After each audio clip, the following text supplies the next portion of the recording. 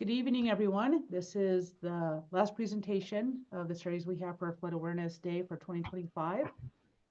Dan Richardson with KLJ is going to give us an update on the revitalization of the Old Tongue River Channel, or the slough, as most of us know of it. Take it away, Dan. All right. And you can see my screen all right there, Sam? Yes. Yep. Perfect. Perfect. All righty. Well, thank you for having me tonight. Good evening. Again, like Sam said, my name's Dan Richardson. I guess quick background on myself. I'm a professional engineer and certified floodplain manager, located in our Helena KLJ office. And my specialty is in the hydraulic modeling and design, but I get to manage and work on a lot of different projects dealing with permitting, site grading, transportation, and municipal types of projects. So this revitalization of the slough really fits my expertise pretty well. So I've been working as a consultant for a little over 20 years or so, and the last 12 years been with KLJ and been working on different floodplain projects for Miles City since I started at KLJ here. The one we're currently working on, as Sam indicated, is the Tongue River Slough project, which was funded based on a scope that was determined during a stormwater drainage master plan that we developed a few years ago. And so this presentation is just going to give an update on how the project's moving along and kind of a little brief overview before to fill in what the project entails. Next slide, there we go. So before we get into the details, just want to and how it's going, want to, I guess, at least have an explanation of what the project is all about and a little history on it. So this little background of the project, which since it's been going on for years, just want to share a little bit about it before we really get into how it's going. So as many people probably know, there's two levees located within Miles City, the red one being the Tongue River levee and the blue one being the Yellowstone River levee. And the yellow in the middle there is highlighted of where the internal drainage, the slough, is there. The Tongue River Slough captures all the runoff or the internal drainage that occurs within the dry side of the levee and eventually discharges to the Yellowstone River up to the northeast there. So anytime a rainstorm hits, it ultimately will get down to that yellow canal there, the slough, and flow up to the top right of the screen there. So where it connects into the Yellowstone River there.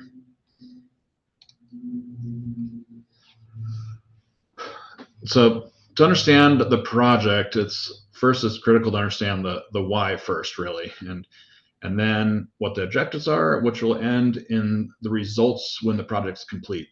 So as noted and seen on the screen here, along with the image there, the floodplain in Miles City spans a large portion of the city, which is a floodplain generated from both the Tongue River and the Yellowstone River. So additionally, there are undersized and missing culverts at different road crossings, and the outlet of the Yellowstone has some issues and complications when the Yellowstone's at a flood stage, which I'll talk about in a little bit here tonight. And then lastly, the old riverbed for the Tongue River, the slope has a lot of ups and downs and it holds water in places. And so it's just not properly graded to be able to drain the runoff up to the ultimate outlet there.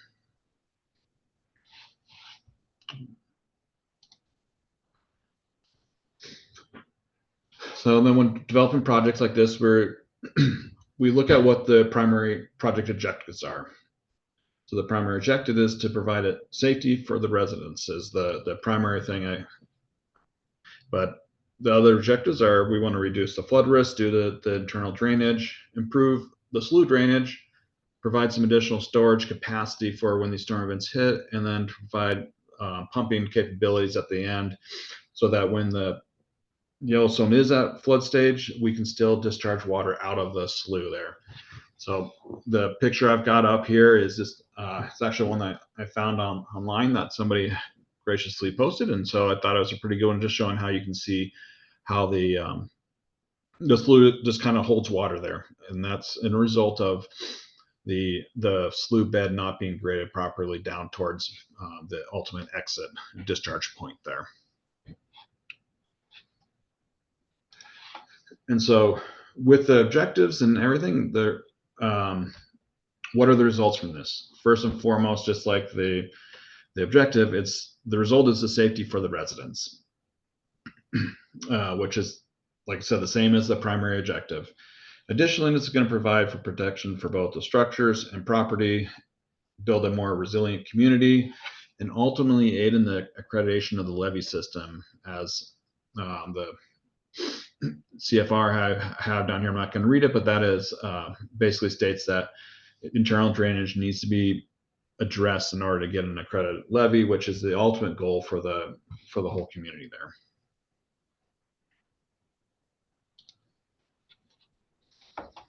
So what is this project? I'll kind of get into a little bit of the details of what the project is now. So this project is funded through some different ARPA grants, and we are actively working on the construction of the project right now. The design has been complete, and so we are into the construction phase. So the little bit more of the history of this project originally had 3 different projects tied to that were potentially going to be separate. Because of the funding, we were able to tie all 3 of these projects together. 3 projects were the storage pond up on the outlet area, a lift station, reconstruct the road over there with the channel to get to the new pond, and that's up in the upper right up in the screen here. And the second project was to go and replace adequately sized culverts at each of the different road crossings through the whole slough. And then the last one was to regrade the slough bottom. We were fortunate to get the funding to be able to accomplish all 3 of these projects in one go.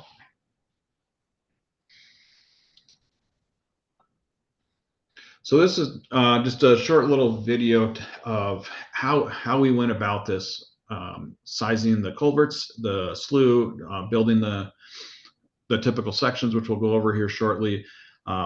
This video is essentially showing the 100-year storm event if we drop the whole rain event on the city of Miles City. So it's simulating what would happen when this storm hit. And so it's routing the water all down to the slough, through the slough, and then discharging it into the Yellowstone River.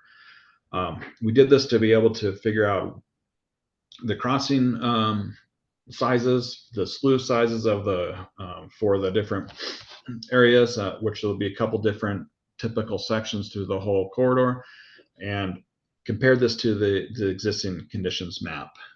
We did this as well for the existing conditions. This one I had on here in that video was just the proposed, but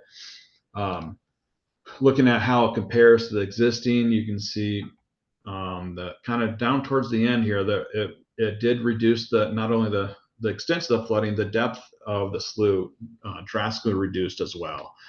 Some of the conditions up on away from the slough are fairly similar, but it did drain it a little bit better. It allowed the drainage a little bit more. The darker blue is the deeper depths of the water. So you can see on the end here, it reduced the channel depth, just making it a safer channel for during storm events as well.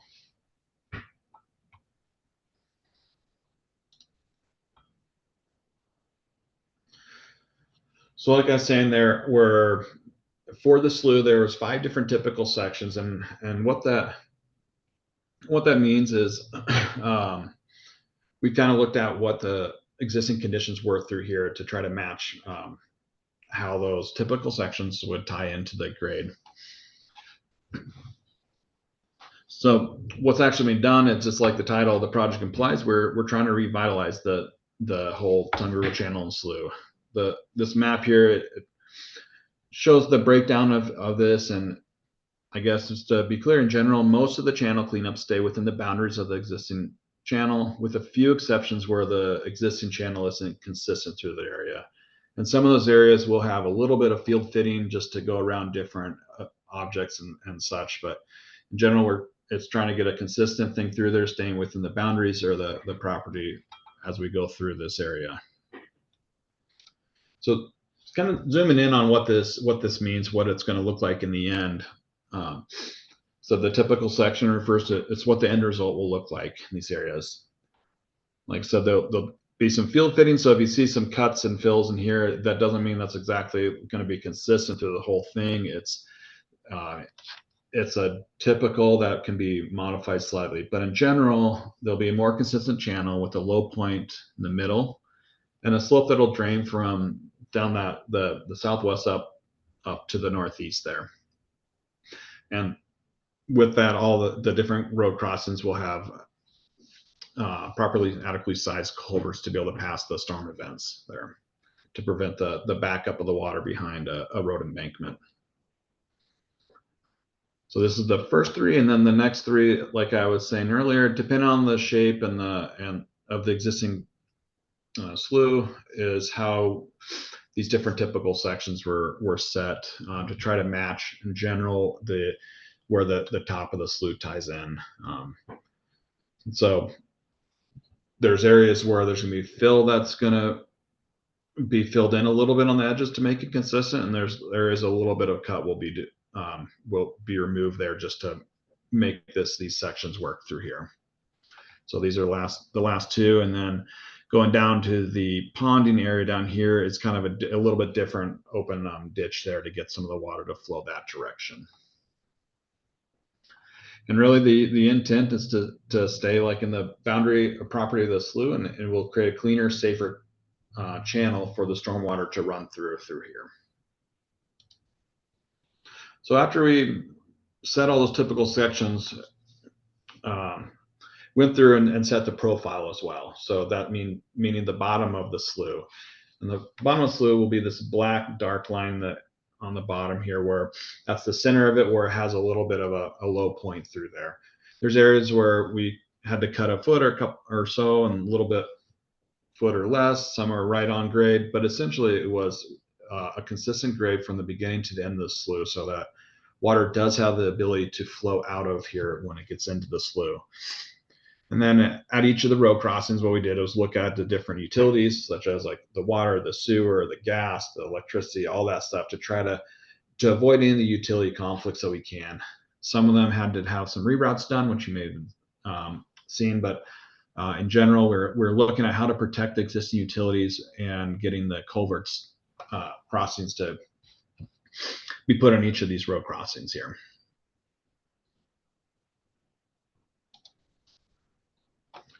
And then at the end here, this is a little bit more of a zoomed in at the outlet. And this area is where we need a little bit more detail here.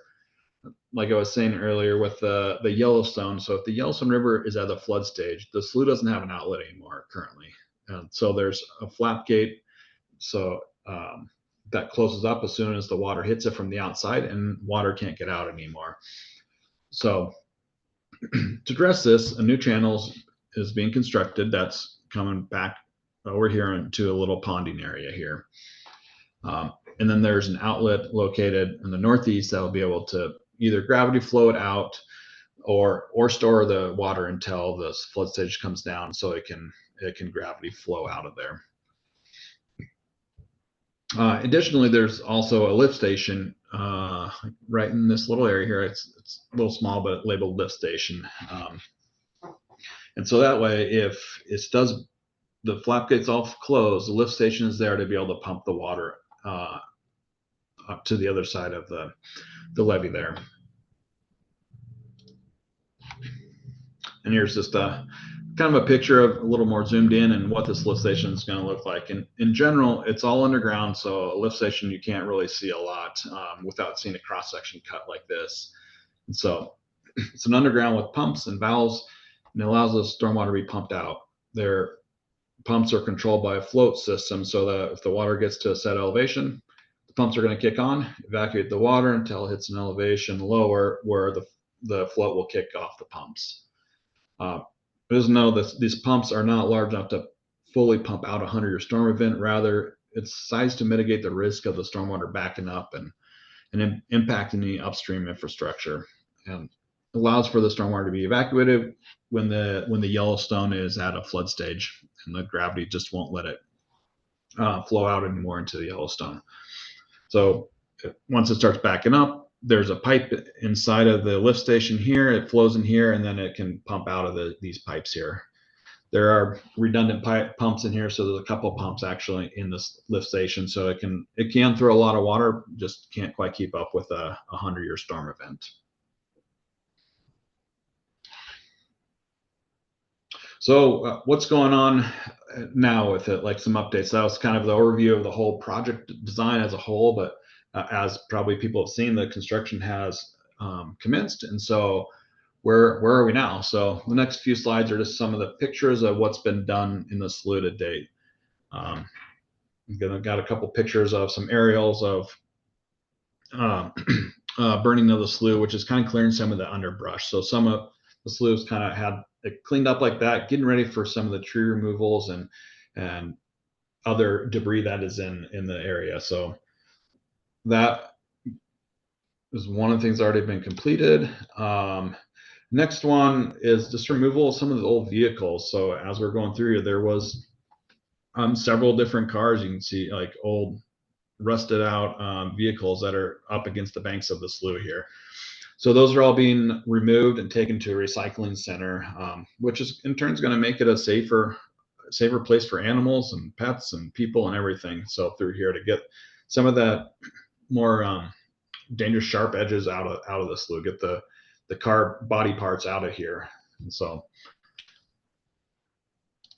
and then the other thing that's being worked on right now too is some of the tree removals. And so what it was decided on is any tree that's essentially around a foot or so or less, if it's in the way for grading, it's being cleared out to make room for the grading of the new channel there.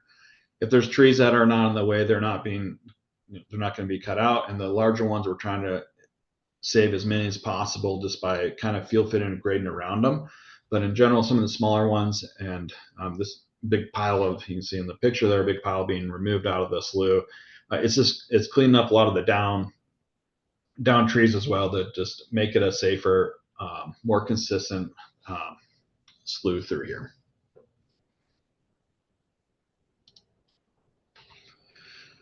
So moving on to the schedule to what is next, and so design, like I said, has been complete. The bidding is complete, so the contractor's on board. The construction has been started for some of the smaller services and reroutes and stuff, and then the anticipation is in the next few weeks is the slough construction can start here in a couple more weeks. I don't believe it will be for a few weeks, but then that's when they'll start getting in there. So you may see people doing some staking out, the contractor out staking the extents of it, and really what they're looking for too is where those things are tying in. So if we need to do some field fitting around some of the different constraints, we can modify that as we see exactly where those tie-in points are. And finally, just like the last slide here, just of reasons why these floodplain improvement projects need to occur is to help prevent things like this, and to help prevent flooding, to make the stormwater have a place to go, and a safe discharge point at the end of the slough. And so things like this don't happen. These are some of the old historic pictures, except I guess the one on the upper right is one of the slough, the road crossings that there was not a pipe even installed on the road, so it just backed up water through there. And so it's really to help prevent some things like this.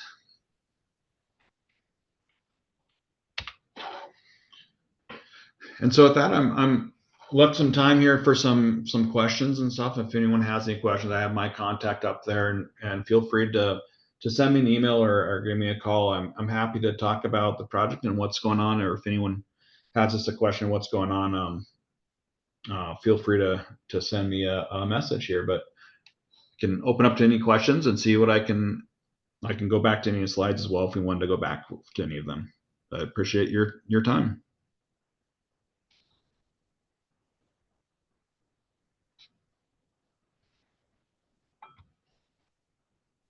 Hi, Dan. I have a question. Yes. Curious. With road crossings, the ones that you had mentioned, do you have a map kind of like detailing a little bit more of which road crossings would be with the culverts and everything? I had a little hard time hearing, but I guess, correct me if I'm wrong, but you said, do I have a map of what the different road crossings look like and the size of the pipes? Is that? Oh, Wait. no, I'm so sorry. I was wondering where, like, which road crossings were you talking about being updated? Like, what area are they in?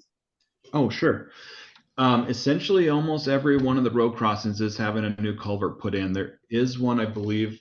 Well, I think there's two that are not being replaced. One was just recently replaced with an MDT project and out of town, and then I think there's one that was also recently replaced. And so, really, any of the road crossings or approaches that are in the slough from the beginning, and I can probably go back to one of those slides there, and I can also pull up the design plans as well and can show you a little bit more detail if you'd like as well. But essentially, any of the road crossings, the one highway here, this one was recently replaced by the DOT, so that culvert is in place. They will go and put a new end section on it, but that one's not being replaced. And other than that, essentially each of the different crossings, the road crossings, will have a new culvert put in place. And if you like, I can pull up the plans to kind of go through each one as well. If that's something that you liked, I can certainly zoom into any of the sites or the different street crossings.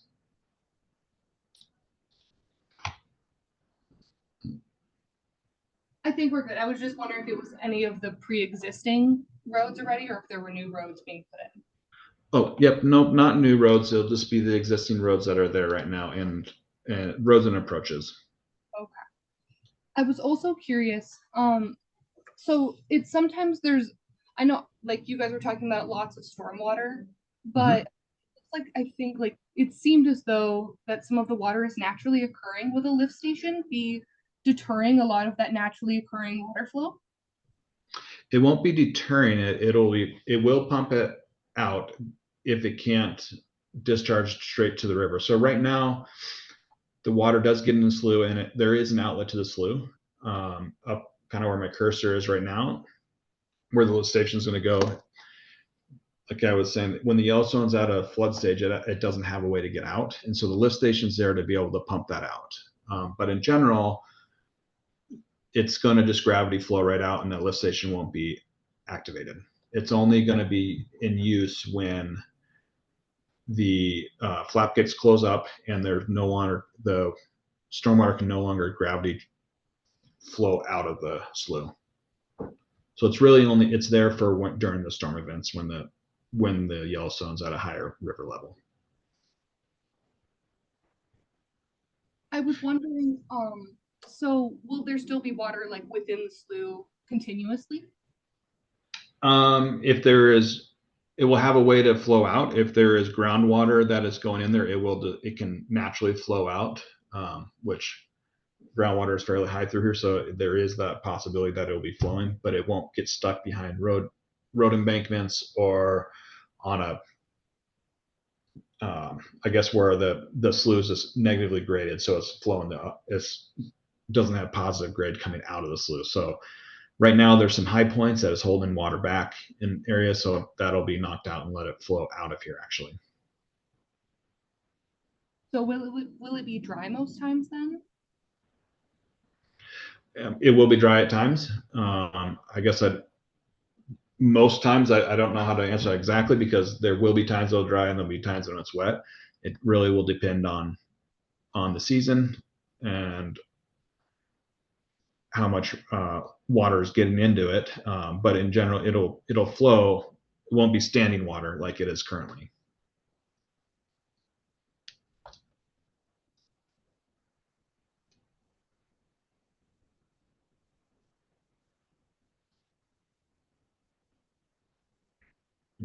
Thank you for the questions too.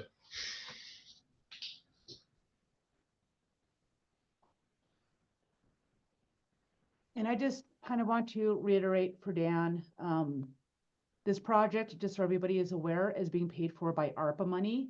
So there is no additional cost being taken out of any of the city taxes or any of the city funds for it. Taxes will not go up because of this project. This project is being completely funded by ARPA money with no match. So that's very nice. And we are only digging down so far because like Dan said, the groundwater is so high, we don't want to start digging into that groundwater because that can actually cause a whole other mess of issues, and it could probably actually even affect the ecosystem within the Old Tongue River Channel itself. But if anybody has any other questions, please feel free to ask them of Dan. Yeah, thank you, Sam. That is absolutely right. And the Pawnee area up in the northeast, that's another area that we're not digging down because we're not trying to introduce additional groundwater. It's more berming it around so the stormwater can go into that thing. So the idea is not to introduce additional groundwater and like Sam was saying, do anything to the ecosystem. It's rather to get it to flow correctly. Hey guys, I have a question. This is Russell Nimitz. I'm the son-in-law of the late Dennis and Fritzy Hoffla. My wife Rachel Hoffla Nimitz is on this call too. Just point of clarification, because we're getting into this conversation a little bit late, and we visited with the construction company this morning a little bit about this. But from our understanding and from what they told us, any reclamation, meaning like fence lines or whatever, that have to be pulled out of this project, because Dennis and Fritzy did own some land down there in that slough area off of Tatrell, that if it's in the cities right away, then we are responsible for putting that back up. Is that correct?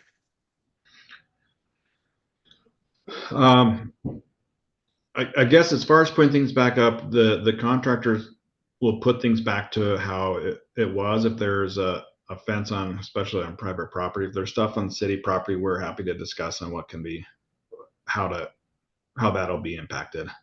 I'd have to look exactly where it is to answer that question with all confidence, but it's general, we'll be putting things back how it was. Okay.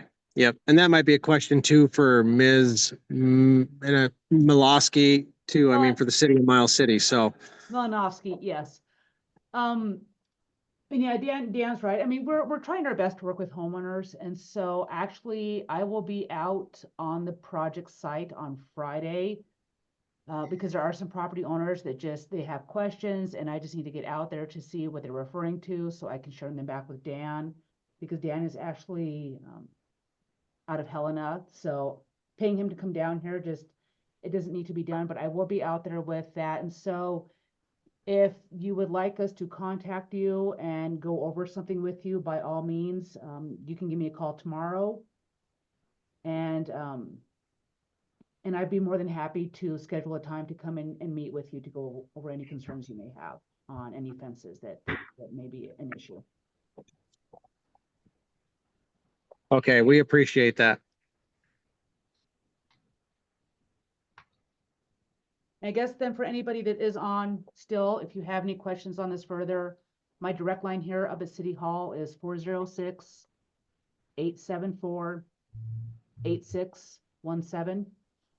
And so feel free to give me a call tomorrow and I'll do my best to schedule something with you.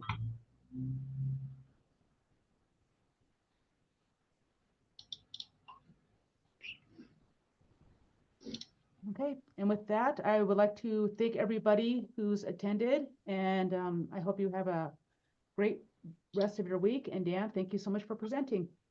Yeah, thanks for having me. And like you got Sam's number, and my number was back there, and she can get you my email address as well if there's any additional questions that come up.